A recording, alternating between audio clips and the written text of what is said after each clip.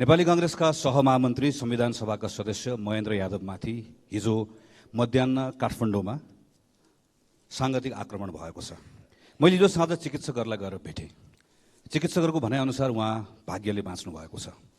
मैले नछल्नु भएको भए जे पनि हुन सक्थ्यो। म उहाँको शीघ्र स्वास्थ्य लाभको कामना गर्छु। सांगठिक आक्रमण गर्ने मान्छे पक्राउ परेको छ, तर एउटा शङ्काले सन्केर हान्यो भनेर एउटा भाष्य निर्माण गर्न खोजिँदैछ। यसलाई थामथाम पार्ने, सामसुम पार्ने कोसिस हुँदैछ। म नेपाली कांग्रेसको तर्फबाट सरकारलाई सचेत पनि गराउन चाहन्छु, सरकारको ध्यान आकर्षण गराउन चाहन्छु। यो विषयको गहिरो अनुसन्धान भएर यो घटना कसरी भयो, किन भयो, यसका सबै पक्षहरूका बारेमा राम्रोसँग अनुसन्धान होस् र योसँग जोडिएका अरू सबै पक्षहरू पनि उजागर होस्। म गृहमन्त्रीलाई सोध्न पनि चाहन्छु कि अब हामीले काठमाडौँमा एक्लै हिँड्न नमिल्ने भएको हो? कोही जलाइदिन्छु भन्छ, कोही खुकुरी हान्छ। हामी एक्लै हिँड्न हुने हो कि नहुने हो? म प्रधानमन्त्रीले, गृहमन्त्रीले ठाउँ ठाउँमा बोलेको सुनिरहेको छु। यसलाई छाडिने छैन, यस्तो गरिनेछ। म आग्रह पनि गर्न चाहन्छु, जिम्मा लिएकोले धेरै बोल्ने होइन, गर्ने हो। हामीले परिणाममा हेर्न चाहन्छौँ। हामीले परिणाममा देख्यौँ भने त्यसको मूल्याङ्कन गर्ने संसद छ, नागरिक छ, आम जनता छन्, सञ्चार माध्यम छन्। काठमाडौँमा एउटा संविधान सभाको सदस्य भएको व्यक्ति सार्वजनिक कार्यक्रमबाट सहभागी भएर आउँदै गर्दा ऊ सुरक्षित छैन भने प्रधानमन्त्री, गृहमन्त्रीलाई यो विषयले बोल्नुपर्छ कि पर्दैन? हिजो मैले समाचारहरू पनि पढेँ सम्मानित सभामुख महोदय। के लेखिएको छ भने घटना हुनुभन्दा पहिला महेन्द्र यादवले के बोले भनेर लेखिएको छ। यसको आशय के हो? महेन्द्र यादवले जेसुकै बोलेका हुन्। महेन्द्र यादवले कसैलाई मन नपर्ने कुरा बोले रे, कसैलाई चित्त नबुझ्ने कुरा बोले रे। के कुनै पनि कुराले, कसैले पनि बोलेको कुराले कसैले कसैमाथि साङ्गतिक आक्रमण गर्ने, खुकुरी हान्ने कुरालाई जायज ठहराउन सक्छ, वैध ठहराउन सक्छ? म नियतमाथि प्रश्न गर्दिनँ, तर लेख्नेहरूले पनि सोच्नुपर्ने बेला आएको छ यो बेलामा।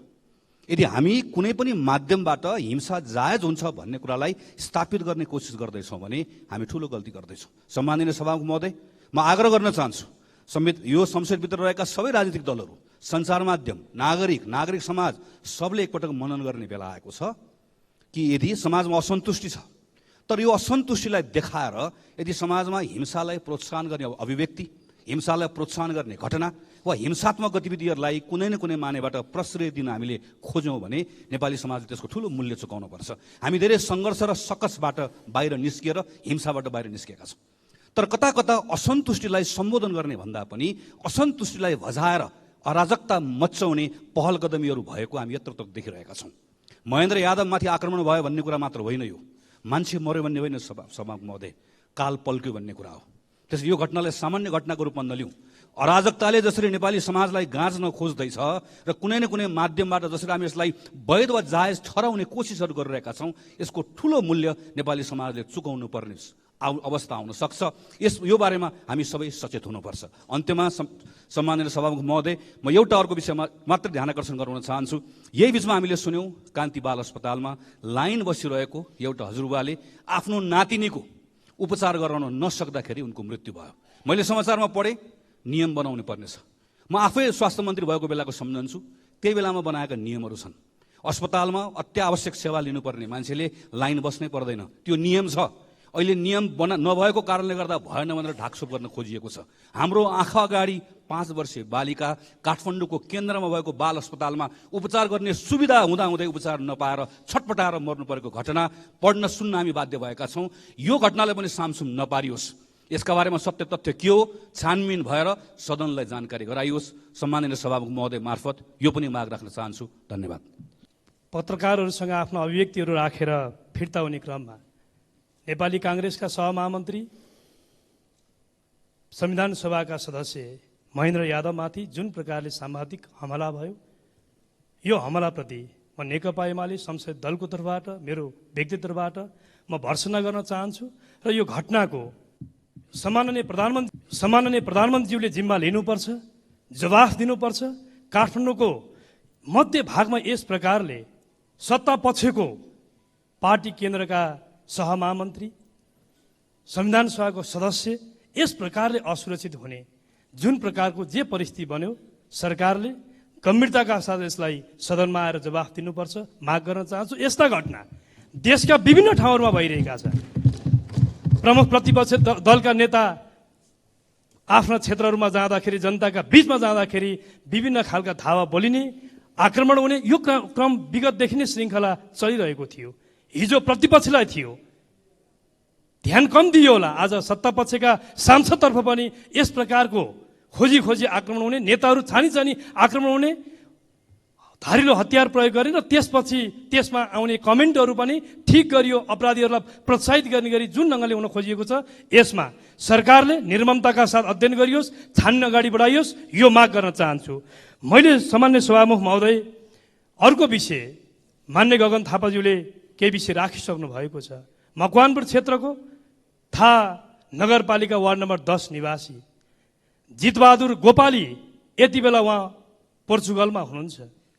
आफ्नो छोरीको सुन्दर भविष्यको सपना त्यो साँचेर उचित शिक्षा दिउला, दीक्षा दिउला, छोरीको भविष्य उज्जवल बनोस् भन्ने त्यो सपना बोकेर उनी 1 वर्षदेखि पोर्चुगलमा छन्। उनको एउटा मात्रै सन्तान हुन्, रेजिसा 5 वर्षकी। उनले आफ्नो बुबा कृष्णबहादुर र श्रीमती रीता गोपालीलाई जिम्मा लगाएर उनी पोर्चुगल गए। तर उनको सपना चकनाचुर भयो। त्यो सपना कान्ति बाल अस्पतालको गम्भीर लापरवाही, चरम गैर जिम्मेवारीपन, जसका कारणले गर्दा 5 वर्षको एउटा बच्चा उपचार नपाएर पटक पटक त्यहाँको सेक्युरिटी गार्डलाई भनियो, कर्मचारीलाई भनियो, बिरामी असाध्यै गाह्रो भइरहेको छ, सहन नसक्ने अवस्था भयो, बोल्न बन्द भइसक्यो, कम्तीमा पनि इमर्जेन्सीको ढोका खोलिदेऊ, इमर्जेन्सी भित्र पुग्न देऊ, डाक्टरका पुग्न देऊ, पटक पटक भनियो। तर त्यो निज बच्चा परिवारले यस प्रकारको अनेकौं अन्याय विनय गर्दा, क्रोधन गर्दा, बिन्ती गर्दा समेत सम्मान्य सभामुख महोदय 2 घण्टा हजुरबुवाको काखैमा बच्चा रहनु पर्ने अन्तिम समयमा 2 घण्टा पछि बल्ल तल्ल सेक्युरिटी गार्डलाई ठेलेर, बलपूर्वक ठेलेर इमर्जेन्सी कक्षभित्र प्रवेश गर्ने। त्यसपछि बच्चाको अवस्था अन्तिम भइसकेको थियो। 10-15 मिनटमा रेजिसा ती सानी नानीको मृत्यु भयो। सम्मान्य सभामुख महोदय, मृत्यु एउटा भयो। सिङ्गो परिवार एउटा पीडामा हुनुहुन्छ। यसले के देखाउँछ भने अस्पतालभित्रको चरम लापरवाही, व्यथिति एकातिर देखाउँछ भने यो घटनाको बारेमा त्यहाँको अस्पतालको निर्देशकले जिम्मा लिनुपर्छ कि पर्दैन, त्यहाँको अस्पताल विकास समितिले जिम्मा लिनुपर्छ कि पर्दैन। त्यति मात्र होइन, स्वास्थ्य मन्त्रीज्यूले यो संसदमा आएर यो विषय आज पहिल्यै समय लिएर बताउनु पर्थ्यो, देशलाई बताउनु पर्थ्यो। यो देशभरि यस्ता सरकारी अस्पतालमा यस्ता व्यथिति भइरहेको सूचनाहरू आइरहेको छ। यस बारेमा म सामान्य सभामुख महोदय मार्फत म नेपाल सरकारको ध्यान आकर्षण गर्न चाहन्छु। त्यो घटनामा, त्यो लापरवाही र गैर जिम्मेवारीपनमा जोडिएका अस्पताल व्यवस्थापन समिति, त्यहाँको निर्देशक लगायतको टिम अध्ययनमा ल्याइयोस्, दोषीहरू पर कारबाही गरियोस्, यो माग गर्न चाहन्छु। सँगसँगै म सामान्य सभामुख महोदय मार्फत नेपाल सरकारको सम्बन्धित म मन्त्रालयको मन्त्रीज्यूको ध्यान आकर्षण गराउन चाहन्छु। अविलम्ब ती पीडितले न्याय पाउनुपर्छ। न्याय पाउने कुराको सुनिश्चितता सरकारबाट हुनुपर्छ, क्षतिपूर्तिको सुनिश्चितता हुनुपर्छ। आइन्दा यस्ता घटना नघटोस् भन्नेतर्फ पूर्ण क्षमतामा चल्नुपर्ने भौतिक पूर्वाधारहरू छ। 52 पूर्ण क्षमतामा आइसियु छ, 52वटा सय आइसियु छ।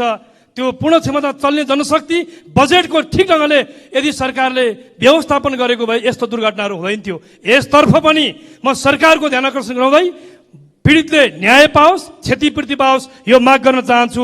धन्यवाद। मान्य सदस्य डाक्टर चन्दा कार्की भण्डारी।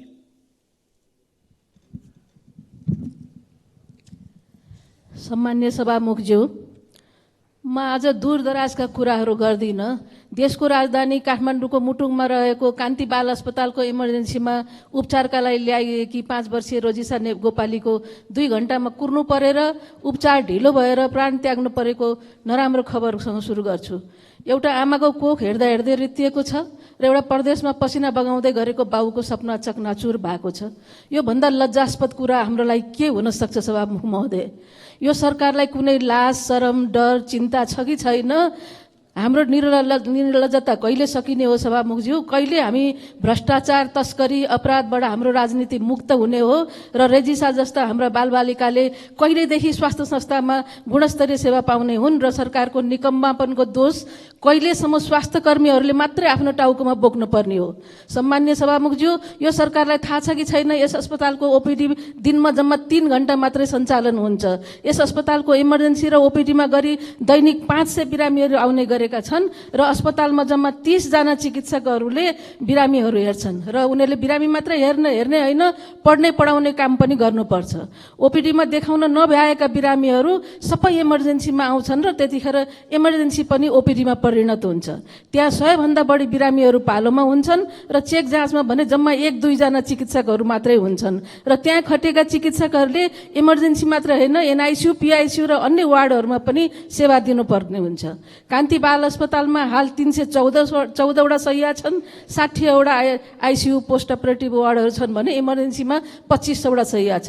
अस्पतालमा आज रहेको बिरामीको चाप बमोजिम अस्पतालमा गुणस्तरीय सेवा दिने के कस्तो मानव संसाधनको आवश्यकता पर्छ विचार नगर्ने, नहेर्ने, 23 वर्ष पुरानो दरबन्दीबाट अस्पताल चलाऊ भनी सुतेर बस्ने सरकारले, स्वास्थ्यको बजेट काट्ने यो सरकारले यो जिम्मेवारी लिनुपर्छ कि पर्दैन?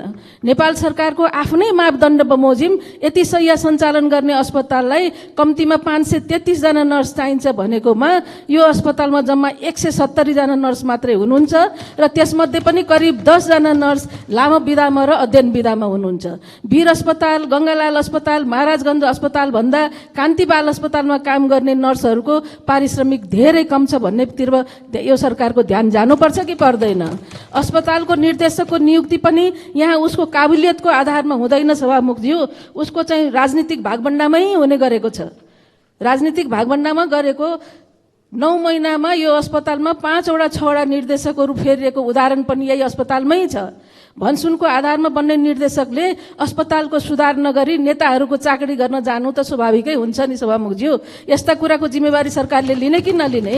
यसरी बनेका निर्देशकहरूले अस्पतालको नीति र प्रोटोकल बनाउने कुराहरूमा किन ध्यान दिन्छन् सभामुखज्यू? सभामुखज्यू, यसरी बारम्बार अस्पतालमा दुर्घटना भइरहँदा सम्बन्धित मन्त्रालय र निकायहरूले सधैँभरि छानबिन समिति गठन गर्ने र त्यसको सुई चाहिँ सधैँभरि स्वास्थ्य कर्मीतिर मात्र तेर्स्याउने कुराको त्यो अब गर्न पाइँदैन। यस्ता अनुसन्धानको सुई अब सरकार र नियामक निकायहरूतिर तेर्सिनु पर्छ सभामुखज्यू। अस्पतालमा इमर्जेन्सी भित्र पस्नु अघि ट्रायल सिस्टमको व्यवस्था कसले गर्ने हो? अस्पतालको गार्डलाई ट्रायलको अस्पताल जिम्मा दिएर अस्पताल प्रशासन र सरकार ठुलो कुरा गर्न मिल्छ? ट्रायल नर्सको व्यवस्था गर्ने जिम्मेवारी कसको हो? त्यो चाहिँ हेर्नु पर्यो नि। बिरामीको चापको ख्याल नगरेर साँझमा ओपिडी चलाउने व्यवस्था किन गर्न नसकेको हो? सिनियर चिकित्सकहरूलाई अस्पतालभित्र राखेर फ्लोरको ड्युटी गर्न किन सरकारले नसकेको हो? त्यसको जिम्मेवारी कसले लिने हो? यस्ता ठुला अस्पतालमा एउटा हेल्प डेस्क छैन, एउटा छुट्टै बिरामीहरूको पिरमर्का हेर्ने ड्युटी अफिसर छैन, इमर्जेन्सीमा कार्यरत डाक्टरहरू र नर्सहरू अस्पतालको सम्पूर्ण व्यवस्थापनको जिम्मेवार हुन सक्दैनन् सभामुखज्यू। उसकोमा पुगेका बिरामीहरूको उसले सही उपचार गर्ने हो, उसले मेडिकल नेग्लिजेन्सको म्याल प्र्याक्टिसको भागीदार हुने हो सभामुखज्यू। अस्पतालमा हुने हरेक दुर्घटनाको जिम्मेवार स्वास्थ्य कर्मीलाई मात्र दिने र सरकार सधैँ चोखिएर जनतालाई झुक्क्याउने कुरा अब गर्न पाइँदैन सभामुखज्यू। सभामुखज्यू, जनताले गुणस्तरीय सेवा पाउने वातावरण बनाउने काम गर्नलाई नै स्वास्थ्य मन्त्रालय र यसका सम्बन्धित निकायहरू खडा गरिएको हो। त्यहाँ सबैलाई सुख सुविधा भोग गरेर ठुलो पल्टेर ठुल्ठुला कुरा गर्नलाई र सारा दोष स्वास्थ्य कर्मीलाई र अस्पताललाई बोकाएर आफूहरू चोखिन पाइँदैन। हरेक सरकारी अस्पतालको यही अवस्था छ सभामुखज्यू। सरकारले यो छानबिन इमान्दारीपूर्वक गरोस्, रेजिसा गोपालीले न्याय पाओस्। यस्ता घटनाहरू बार दोहोर्याएर जनता र सदनलाई झुक्क्याउने काम सरकारले अब उपरान्त नगरोस् भनी जोरदार माग राख्न चाहन्छु। हरेक प्रदेशमा एउटा बालरोग अस्पताल खोल्न सरकारले पहल गरोस् भन्ने चाहन्छु। अन्त्यमा सभामुखज्यू, काठमाडौँ महानगर वडा नम्बर 16 का अध्यक्ष मुकुन्द रिजालको निधन भएकोमा दुःख व्यक्त गर्दै स्वास्थ्यसँगै जोडिएको माननीय विराज भक्त श्रेष्ठले राख्नु भएको डेङ्गु रोगको बारे संकल्प प्रस्तावप्रति पनि छलफलमा ल्याइयोस् भनी जोरदार माग गर्न चाहन्छु। धन्यवाद। माननीय सदस्य श्री धवल शमशेर जबरा एक संक्षिप्तमा आफ्नो कुरा राख्नुहोला। धन्यवाद सभामुख महोदय। हिजो रिपोर्टर्स क्लबमा भएको दुर्घटनाको विषयमा मैले केही कुरा प्रश्न राख्न चाहन्छु, किनकि म पनि त्यहाँ थिएँ।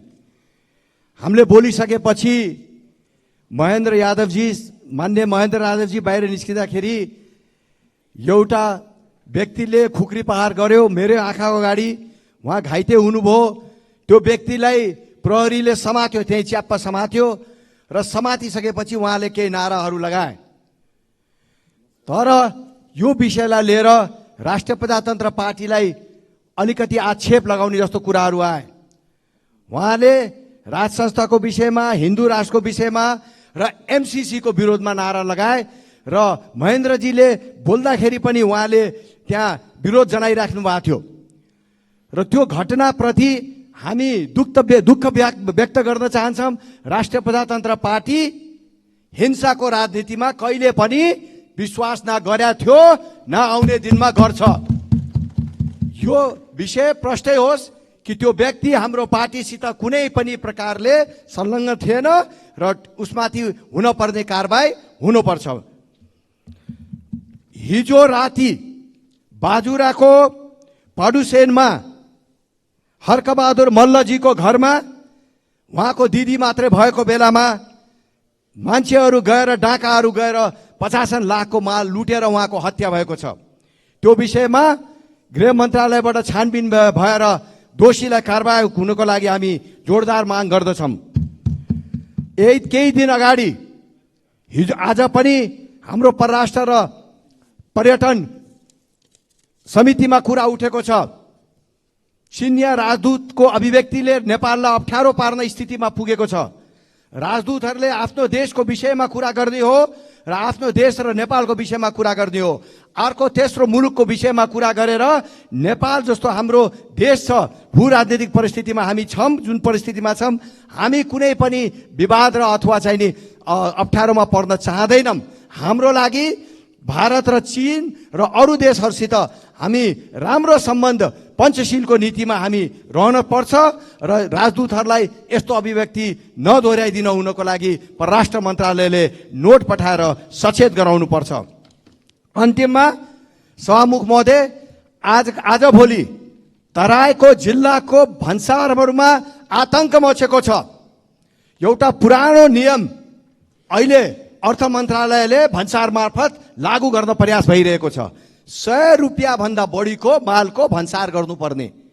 हाम्रो खुला बोर्डर छ, हजारौंको संख्यामा यताउता हाम्रो जनता जाँदाखेरि त्यहाँ भन्सारमा त्यहाँ आतंक मचेको छ। 100 रुपियाँमा त एउटा गन्जी आउँदैन। सभामुख महोदय, के गर्न खोजेको? हामीले आफ्नै जनतालाई दुःख दिन खोजिरहेको छौँ। यसलाई मिलाउनु पर्यो, यो नियम हटाउनु पर्यो। र अर्को, हामी पर्यटनका कुरा गर्छौँ, हामी विदेशी पर्यटनलाई नेपालमा ल्याउने कुरा गर्छौँ र आज हामी के गरेको छौँ? हाम्रा बोर्डरहरूमा तमाम कसिनोहरू खुलेको छ, तमाम पर्यटनका व्यवसायहरू भइरहेको छ। तर भारतीय रुपियाँ 500 कोहीले ल्यायो भने त्यो व्यक्तिलाई समातेर हाम्रो देशमा कारबाही गर्न खोजिन्छ। यो के गर्न खोजेको? 100 रुपियाँको नोट ल्याउन मात्रै नेपालले अनुमति दिएको छ। यस्ता कुराहरूले नेपालको प्रगति, नेपालको आर्थिक स्थिति कहिले पनि उमो लाग्दैन। सभामुख महोदय, यो हाउसले यस्ता कुराहरूलाई गम्भीर रूपले लिएर हामीले सरकारलाई सचेत गराउनु पर्छ। धन्यवाद। मान्य सदस्यहरू, अब शून्य समयको कार्यक्रम प्रारम्भ हुन्छ। शून्य समयमा बोल्न चाहनुहुने मान्य सदस्यहरूको लागि 1 मिनटको समय निर्धारण गरिएको छ। सर्वप्रथम मान्य सदस्य श्री बिजुला राय